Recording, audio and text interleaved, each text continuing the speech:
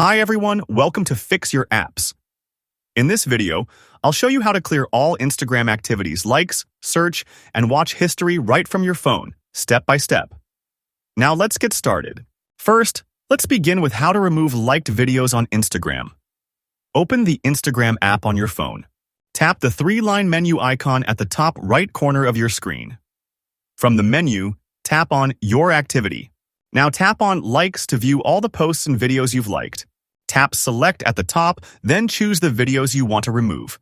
Finally, tap Unlike to remove those likes from your activity. Next, let's clear your search history on Instagram. Go back to the main menu and tap on Account Center. Now tap on Your Information and Permissions. Select Search History from the list. Here, tap on Clear All Searches. Then choose a time range like all time, yesterday, or last hour. Tap on Clear All Searches again to confirm your selection.